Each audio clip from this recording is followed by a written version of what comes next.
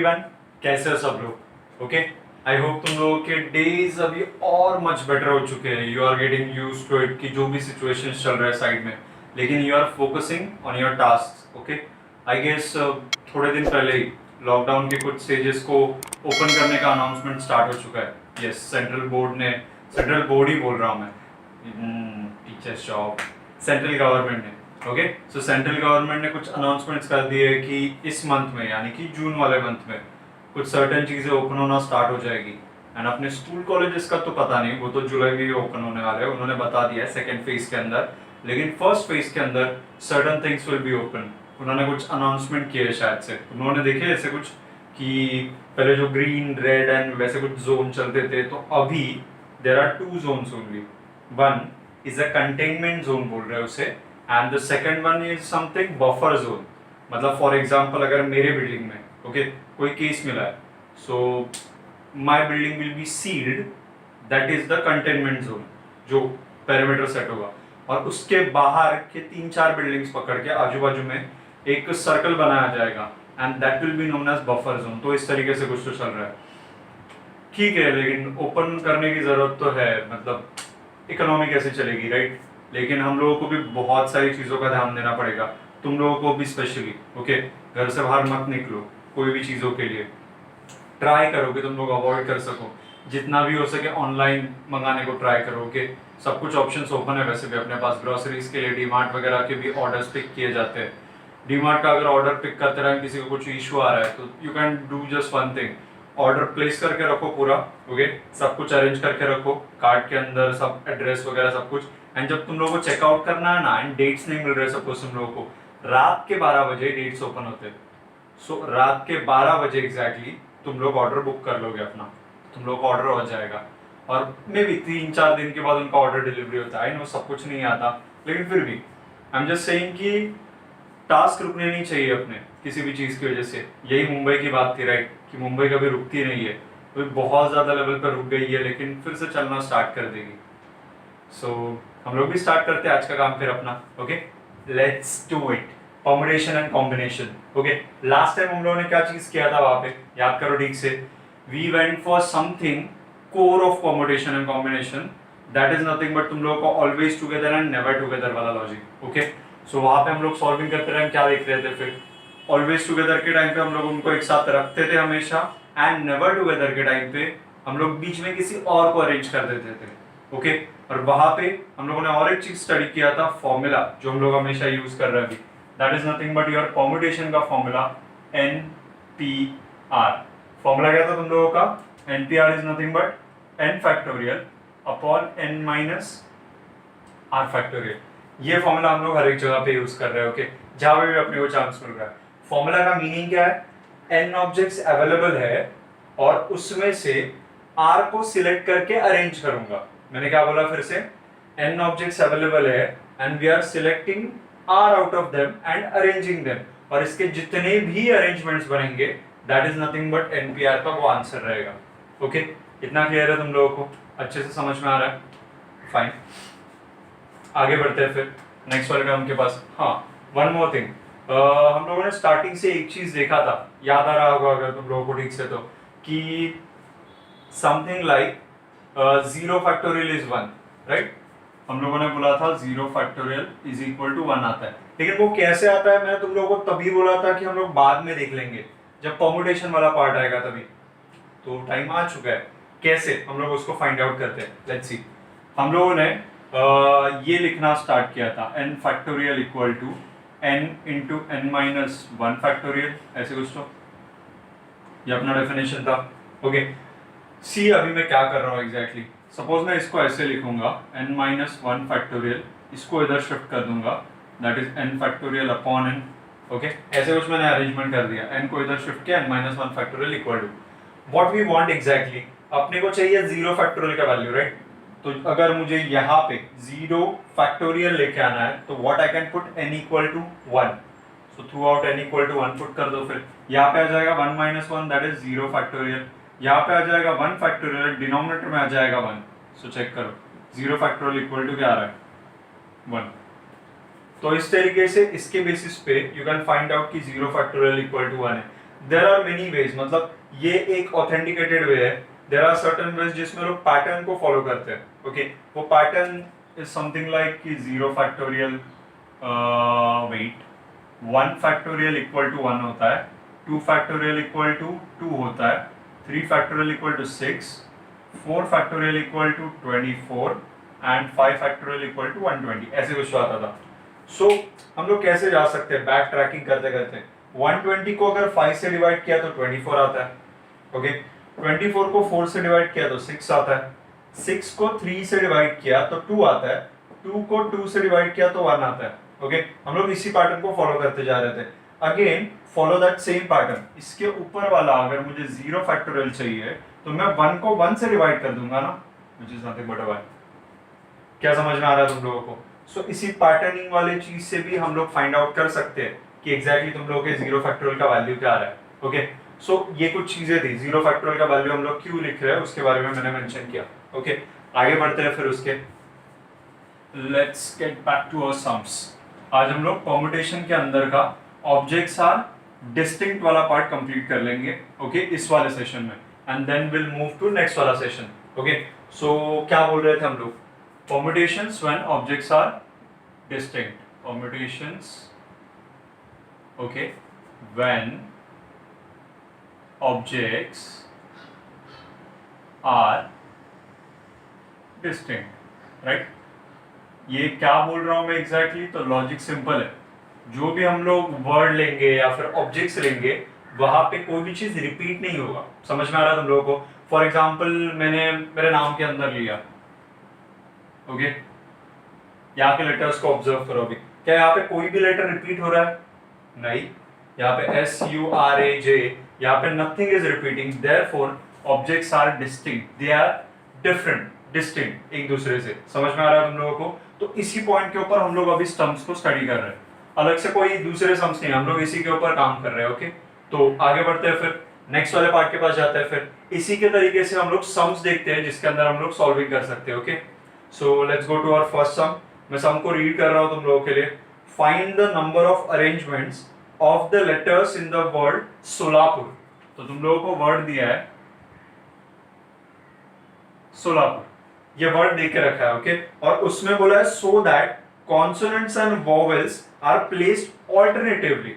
Okay, उन्होंने बोला है consonants and vowel must be placed alternatively. तो ठीक से देखो यहाँ पे कॉन्सोनेंट एंड वोवेल्स कितने हैं? वोवेल्स कितने हैं? O A U।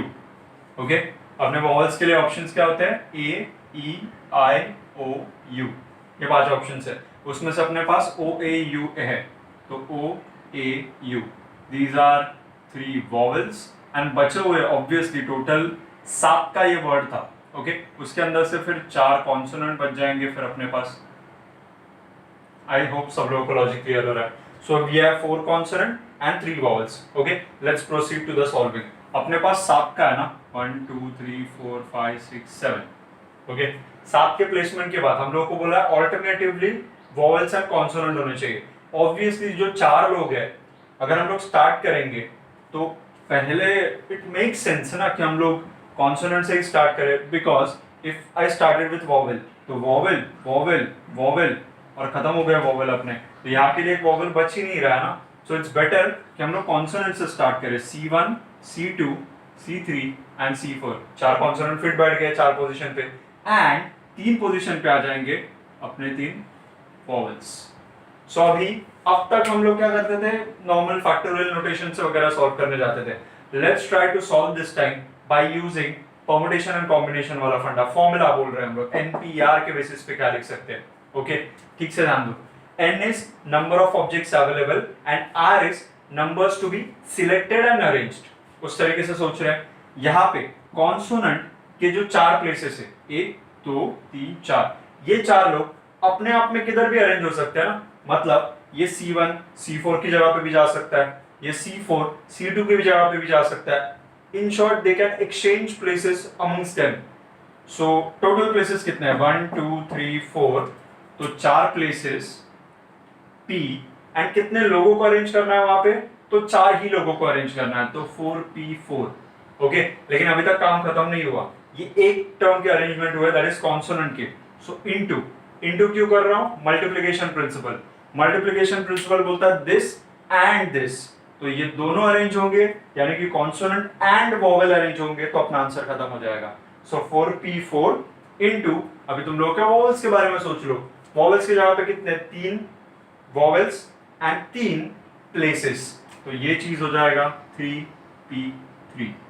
एक सिंपल सा चीज बताता हूं तुम लोगों को, अगर ऐसे कभी भी सिचुएशन दिखा कि 4 places 4 objects, 3 places 3 object, n places in general, n places n object, then this thing can be arranged in n factorial ways. Logic is simple. 4p4 का करके बताता हूँ फॉर्मूला के अंदर। 4p4 होता तो यहाँ पे आता न्यूमरेटर में 4 फैक्टोरियल और नीचे 4 minus 4 that is 0 factorial. So 4p4 is nothing but 4 factorial. So 4p4 is 4 factorial into 3p3 is तुम लोगों का 3 factorial. टर्म क्या जा रहा है तुम लोगों का?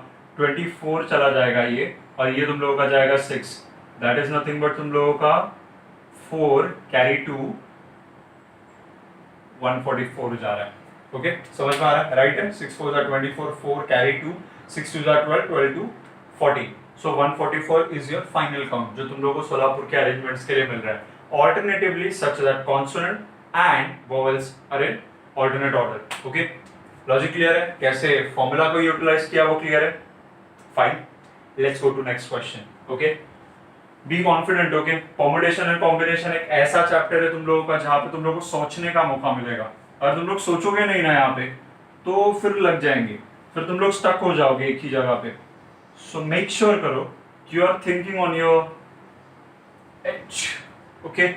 So let's start. और एक आध दूसरा एग्जाम्पल देते हैं, क्या बोला गया है वहाँ पे, किस तरीके से हैंडल कर रहा है सिचुएशन को।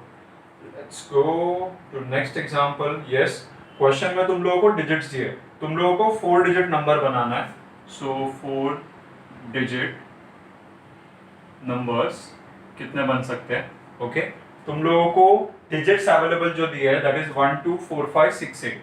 सो 1 2 4 5 6 8 इतने डिजिट्स दिए, and if digits can be repeated and can not be repeated, दो सिचुएशंस का आंसर चाहिए। digits can be digits can be repeated and digits cannot be repeated, दो situations। okay, ठीक से ध्यान दो अभी यहाँ पे। so repetition allowed, repetition not allowed, इन दो तरीके से काम चल रहा है अपना। repetition allowed के केस में तो हम लोगों ने कभी भी, मैंने स्टार्टिंग में मेंशन किया था, हम लोग कभी भी परम्यूटेशन कॉम्बिनेशन के फॉर्मूला के पास आएंगे ही नहीं, एनपीआर के पास के। ओके, हम लोग उस सिचुएशन के लिए हमेशा प्रिंसिपल ऑफ काउंटिंग ही यूज करने वाले हैं। सो 4 डिजिट नंबर, कितने डिजिट्स अवेलेबल है? 1 2 3 4 5 6, तो first place can be filled in 6 ways. Second place के लिए फिर से 6 ऑप्शंस होंगे, तो 6 6 6। फाइनल आंसर तुम लोगों का जाएगा यहाँ पे 6 raised to 4। समझ में आ रहा है? As simple as that. Calculation करके देख लेना तुम लोग उसका आंसर कितना आ रहा है। Case repetition not allowed, so 4 places, repetition not allowed के पास जा रहे हैं हम लोग। फिर वहां पे रिपीटेशन नॉट अलाउड का एक चीज हमेशा इंपॉर्टेंट रखो, कोई भी कोई केस के लिए, ये वाला हो या फिर ये वाला हो, we will always fill the conditional places first. Okay, so उसके अकॉर्डिंगली देखा है यहाँ पे 4 digit number repetition not allowed, 4 places है तुम लोगों को दिख रहा है। अभी इस तरीके से फिल किया तो आंसर कैसे आएगा तुम लोगों का? फर्स्ट प्लेस पे 6 ऑप्शंस, फिर एक ऑप्शन ऑब्वियसली कम हो जाएगा क्योंकि रिपीटेशन अलाउड नहीं है, तो सेकंड प्लेस पे 5 ऑप्शंस, थर्ड प्लेस पे 4 एंड फोर्थ प्लेस पे 3, तो 6 5 4 3 एक कम कर दे थे।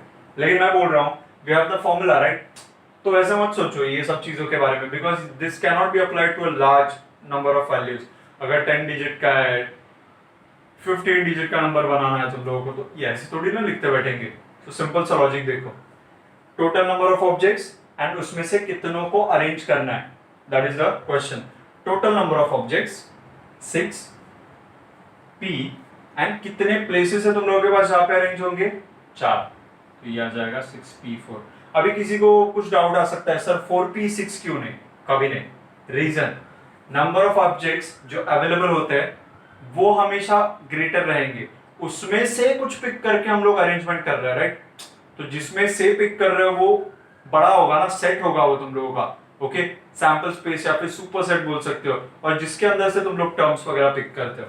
तो लॉजिक समझो, n will be always greater. इस फॉर्मूला के लिए एक चीज हमेशा इंटैक्ट रहेगा, n will be greater than और इक्वल टू r. एक दोनों इक्वल हो सकते हैं, ओके, जितने ऑब्जेक्ट्स है उसमें से सब ले लिए, लेकिन कभी भी ज्यादा ऑब्जेक्ट्स नहीं ले सकते हो तुम लोग. मतलब ऑब्जेक्ट्स 10 है और तुम लोग 12 वगैरह सिलेक्ट करने की बात कर रहे हो, नॉट अलाउड. सो 6p4 का आंसर यही आने वाला है, trust me.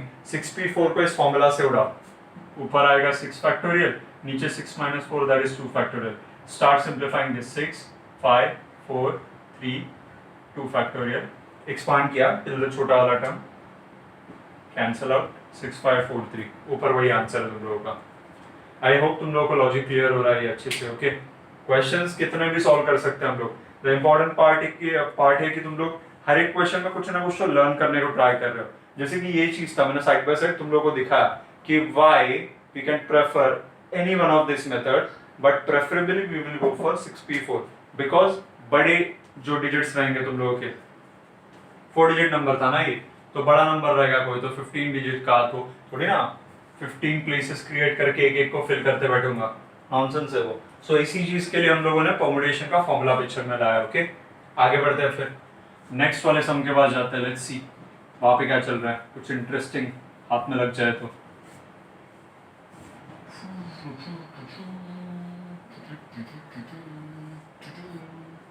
Okay, let's go to next वाला सम.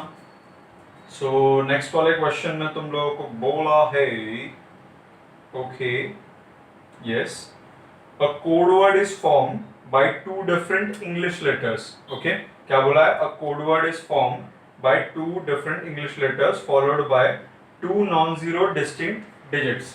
तो first दो places, second दो places. First दो places fill करने के लिए उन्होंने बोला है वहाँ पे two different English letters. तो यहाँ पे बोला है two different English letters. And last के दो प्लेस के लिए उन्होंने कंडीशन दिया है by two non zero distinct digits.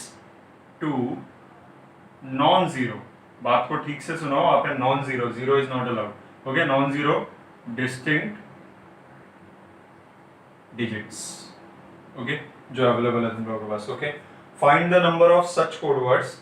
Also find the number of such code words that end with even digit. सो दो सिचुएशंस करने बोले यहाँ पे. एक तो नॉर्मली निकालो इसके कितने डिजिट्स मिलेंगे तुम लोगों को, ओके, कितने कोड वर्ड मिलेंगे. ये एज गुड एज ना वो अपना क्या होता है MHO5 नंबर प्लेट्स के पहले आता ना, उस तरीके से सोच सकते हो.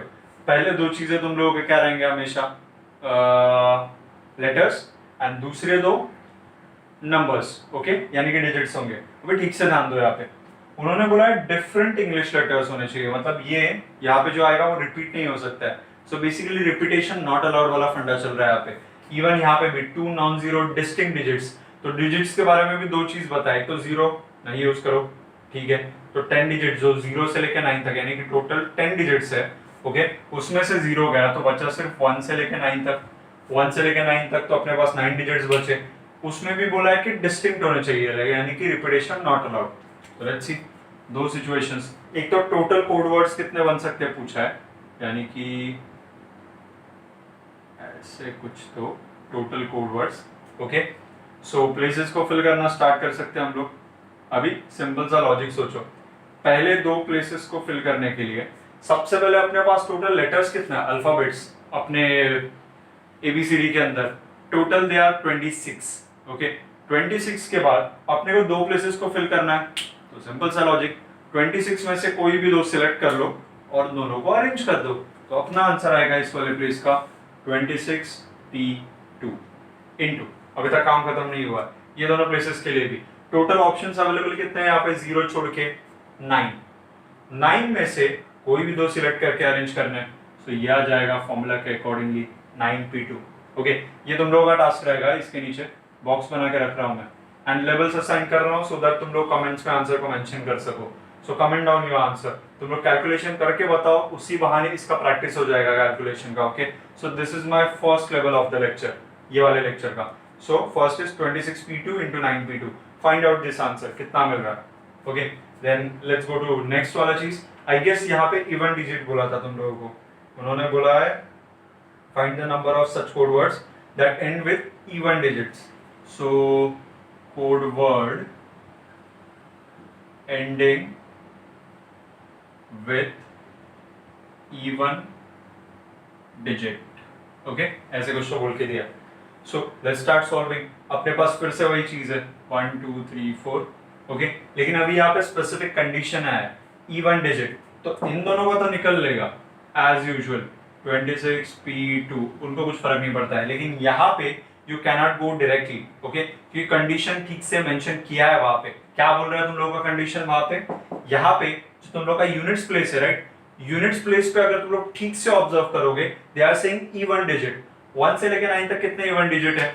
2 4 6 और 8, तो 4. तो लास्ट वाले प्लेस के लिए 4 ही ऑप्शन अवेलेबल है. तो मैं डायरेक्टली लिख रहा हूं यहाँ पे 4 वेज में सेपरेटली. देन वहां पे एक डिजिट यूज हो जाएगा तुम लोगों का, तो बचे कितने फिर? टोटल 1 से लेकर 9 तक के 9 डिजिट्स में से एक यूज हो गया, टोटल बचे 8, तो यहाँ पे 8 आ जाएगा. डन, काम हो चुका है अपना. इन सब का मल्टीप्लिकेशन कर लो, जो भी आंसर आएगा that is your final answer. Do the calculation right. Okay so this is your second thing. So first level second level answer find out करोगे, कमेंट करोगे. सब लेवल्स एक साथ कमेंट कर दोगे तो भी कोई इशू नहीं है. Okay that is a better way to go actually. तुम लोग तब तक लिख के सॉल्व करके रख सकते हो ये चीजों को. ओके फाइन, इतना पार्ट क्लियर है तुम लोगों को. Let's go to one last sum of this session जो कि तुम लोगों को समझ में आना चाहिए. थोड़ा सा ट्रिकी है ये, यहाँ पे क्या बोलने को ट्राई करेंगे वो लोग, लेकिन हम लोगों को आ सकता है राइट. ओके सो लेट्स गो, बताता हूँ कैसे करेंगे. फिर ये वाले पार्ट को अच्छे से रब कर देते हैं सो दैट नेक्स्ट वाले पार्ट की तरफ प्रोसीड कर सकते हैं हम लोग. Okay so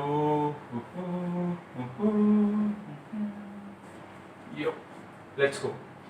last question of this session. Okay जहाँ पे हम लोग permutation when objects are distinct वाले केस के बारे में बात कर रहे हैं. So question is something like this. Okay नहीं एक्चुअली दो क्वेश्चंस है अपने पास. एक जो मैं अभी तुम लोगों को बता रहा हूँ, क्वेश्चन ठीक से सुनो. दिस क्वेश्चन इज समथिंग जहाँ पे हम लोग बातों बातों में खेल जाते हैं. ओके क्वेश्चन को ठीक से सुनो क्या बोला जा रहा है वहाँ पे. वैसे मैं क्वेश्चन मेंशन करने को ट्राई करूंगा. लास्ट टाइम मैं forgot, I know.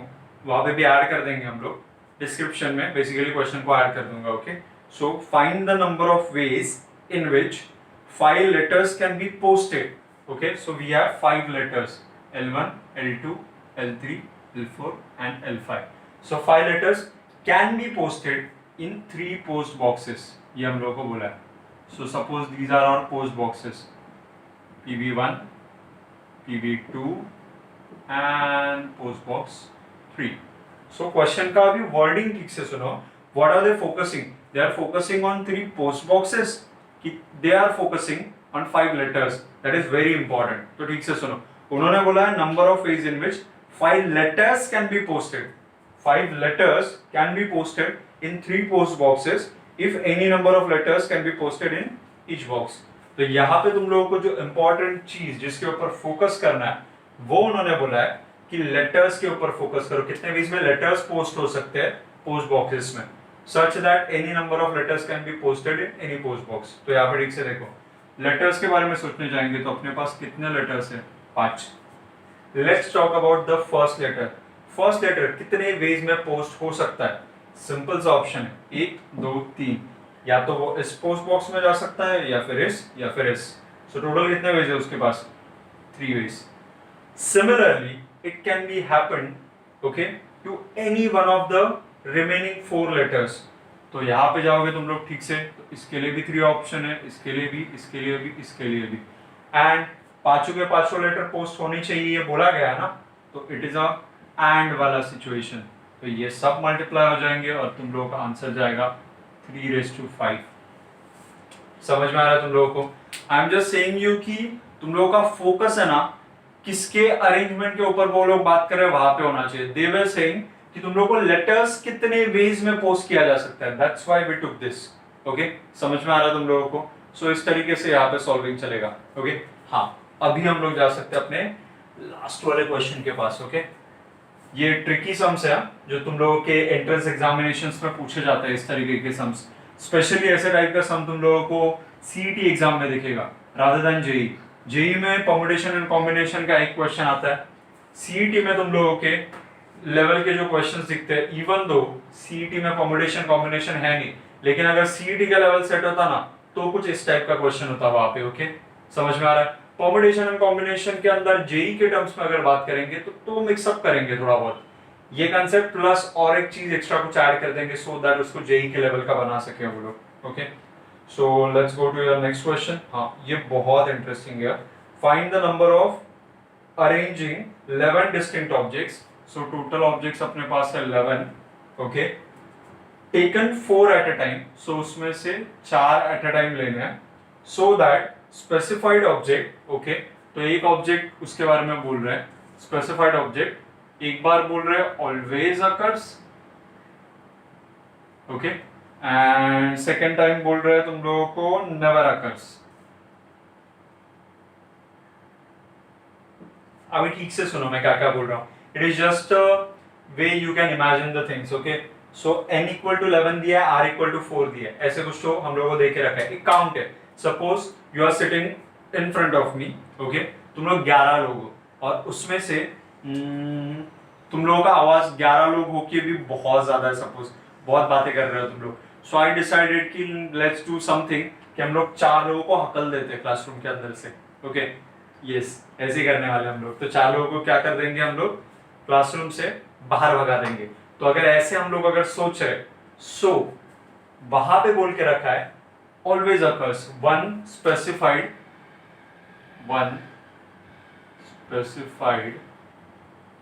Object always occur, ऐसे कुछ तो बोल के रखा है। मतलब उन 11 लोगों में से जिन 4 लोगों को मुझे हकलना है बाहर, उसमें से एक पर्सन मेरे दिमाग में फिक्स्ड है, वो तो पक्का जाएगा क्योंकि उसने बहुत परेशान किया है मुझे। लेकिन बाकी के 3 में आई कैन थिंक, मतलब किसको भेजना है किसको नहीं भेजना है तो डिसाइड कर सकता हूं। सो लॉजिकली देखो, अभी फॉर्मूला क्या बोलता है, ऑब्जेक्ट्स अवेलेबल और उसमें से कितने का अरेंजमेंट करना है। अभी देखो 11 लोग हैं लेकिन एक जन तो पक्का जाने वाला है मेरे क्लास से। ओके, सो टोटल काउंट जो 11 का था वो अभी कितने का हो गया, 10 का। और उसमें से अभी कितने लोगों को सिलेक्ट करके अरेंज करना है मुझे basically.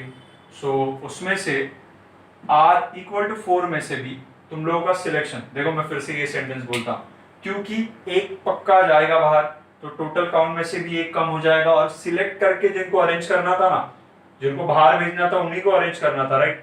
So r equal to 4 भी काउंट कम होके 3 हो जाएगा ना। ओके, सो यहाँ पे क्या आएगा, तुम लोगों का 10 में से 3 लोगों को अरेंज करना है यानी कि 10p3। लेकिन वेट, तुम लोगों को 4 लोगों को अरेंज करना था, तीनों का तो अरेंजमेंट हो जाएगा लेकिन ये जो सिंगल पर्सन होगा उसका अरेंजमेंट बाकी रह जाएगा। ये सिंगल पर्सन कितने वेज में अरेंज हो सकता है, एक तो वो ये वाले प्लेस पे आ सकता है या फिर ये वाले प्लेस पे या फिर ये वाले या फिर ये वाले, और बचे हुए वो जहां पे भी आ जाएगा, बचे हुए 3 प्लेसेस पे ये 3 लोग अरेंज हो जाएंगे ना। सो अल्टीमेटली ये सिंगल पर्सन 4 वेज में अरेंज हो सकता है, 4 वेज इनटू बचे हुए 3 प्लेसेस पे 10 लोग, 10 में से 3 लोग अरेंज हो जाएंगे। Okay, so I am repeating the last time. अपने पास 4 लोगों का अरेंजमेंट करना था। ओके, मैंने उसको कंपेयर किया एक एग्जांपल के साथ, मैं किसको बाहर भेजूंगा बेसिकली। तो बाहर भेजने के लिए मैंने बोला था कि वहां पे भी ऑर्डर मैटर कर रहा है, इस तरीके से हम लोग सोच रहे हैं।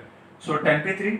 ओके, 10p3 कैसा है अपना, तो 4 में से तुम लोगों के 1 2 3 4 में से कोई भी 3 प्लेसेस पे ये 10 लोगों में से कोई तो 3 आ जाएंगे अरेंज होने के लिए, और जो एक प्लेस बचेगा ओके वहां पे एक सर्टेन ऑब्जेक्ट आएगा, लेकिन वो ऑब्जेक्ट चारों में से कोई भी प्लेस के ऊपर आ सकता है और बचे हुए प्लेस के ऊपर 3 लोग आ जाएंगे, इसीलिए वो 4 वेज में अरेंज हो रहा है। सो ये तुम लोगों का लेवल बन जाएगा, इसका भी आंसर तुम लोग बताओगे। थर्ड लेवल आ गया, यहाँ पे जाते हैं।